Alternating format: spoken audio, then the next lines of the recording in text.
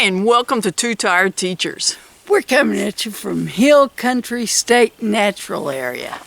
And near Bandera, Texas. Hill Country State. And this is a place that, well, first of all, State Natural Area and State Park are very different. Are actually different. We had never stayed here. We'd never really thought about staying here before. But Hill Country in the fall, you're gonna need reservations because if there are any colors in Texas, they're going to be in the Hill Country. And it's kind of a hard thing to do because there's no real telling when that's going to happen or what it's going to look like, etc. And gosh, it was 3 months out? We started looking, trying to make reservations.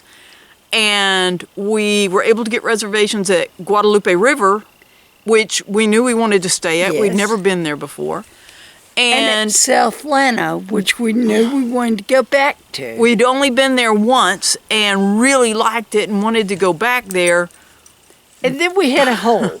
We had a 3-night hole in the middle, yeah. And so we started expanding our options and found this place. And I'm going to say there are no RV hookups. That's not quite true.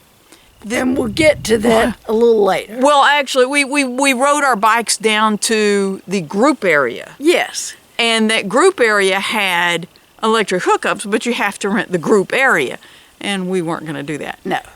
And as a matter of fact, the vast majority of the camping here is walk-in or hike-in. Yes.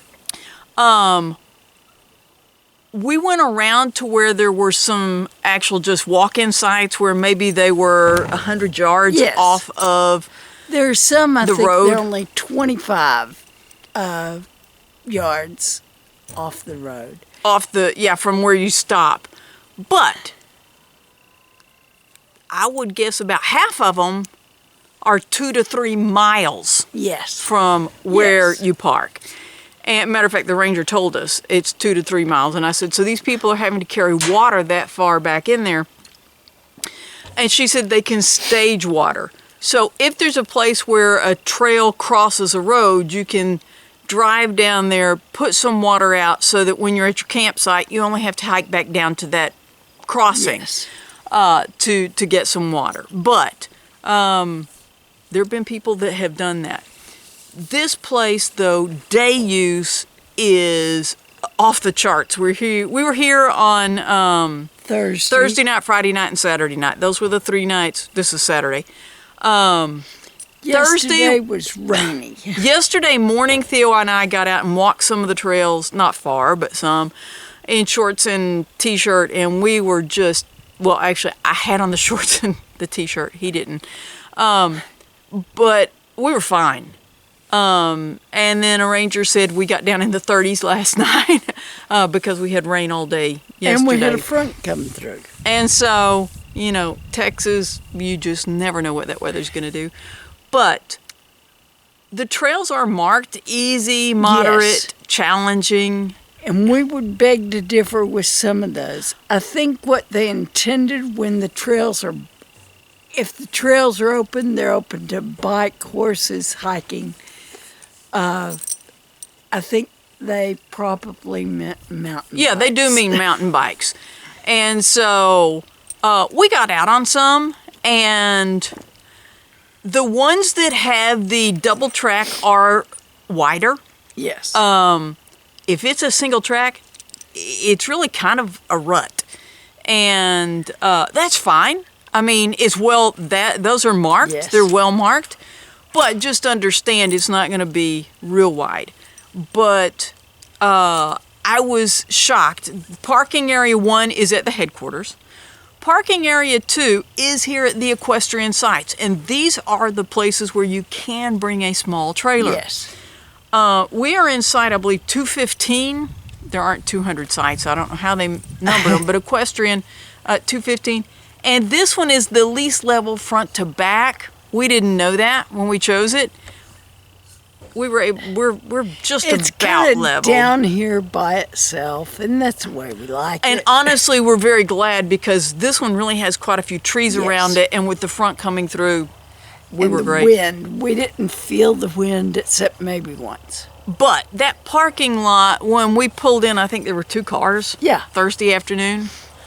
Like we said, it had been rainy yesterday, so yesterday I think there were 7 cars when Theo and I walked down. This morning, I was shocked. It was still very brisk. Last night I did see someone hiking into one of the campsites that's 2 or 3 miles out. He had his backpack and bedroll. I could see that, and I thought, man, he's going to have a cold night. Didn't really plan on there being that much traffic today, but I got down to that parking lot, and there were 26 cars. And these people are just out hiking. Yes. I mean, that's the big thing to do here, is to get out and hike. Chances are pretty good if you come here, you're not going to have cell service. I haven't seen a cell tower in quite a while. And the road as you're coming in here, when the speed limit starts dropping, you're not on a major highway.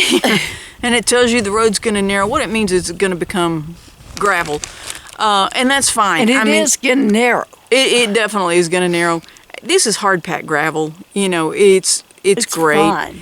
And, you know, the equestrian sites, let us go on and finish that. There are 6 equestrian sites. 2 of them are pull through. They do have water at the equestrian sites. There is water at those walk-in sites that are over right off of the road where you have a parking area and you're just walking into your sites. There's a water faucet there as well. And so this is going to be dry camping for the most part. I guess if you rent the entire group area, you have water and electric. But we have, you know, yesterday, like we said, it just rained all day. We stayed in. But when we got here Thursday, we got out and rode some, and this is just beautiful. We have ridden some today, but riding on the roads, there's just a lot of traffic. Yes. I mean, shockingly how much traffic there is.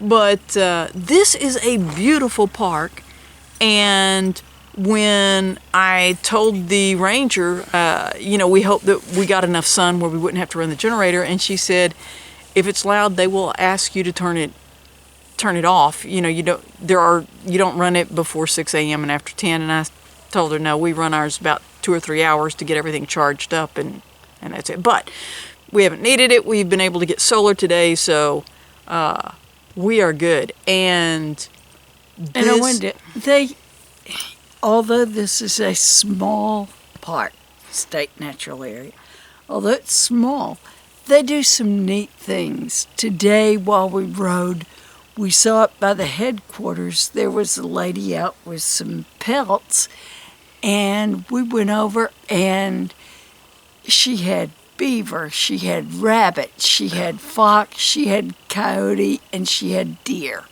And skunk. And there was a replica of a skull.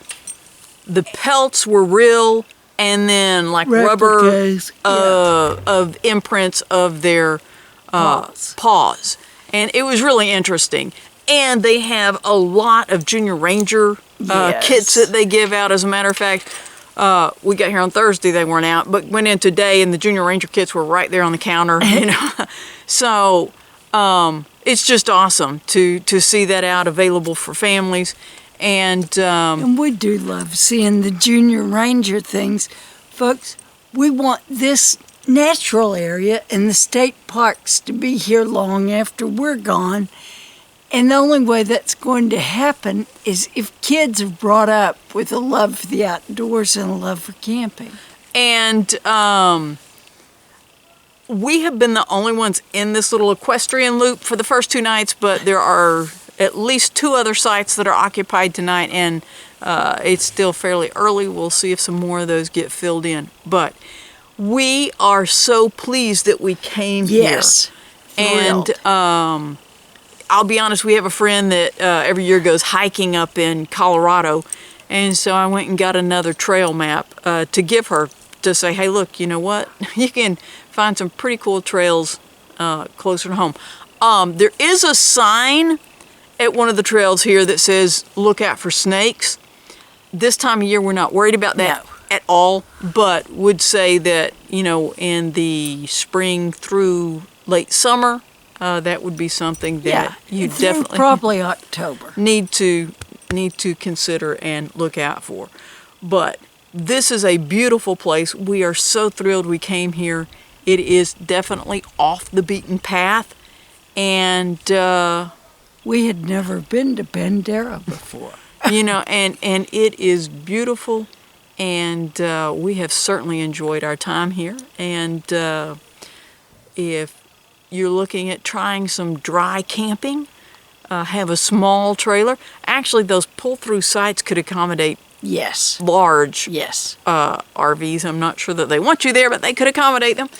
But we'll say you don't want to get here on a Saturday morning because that parking lot was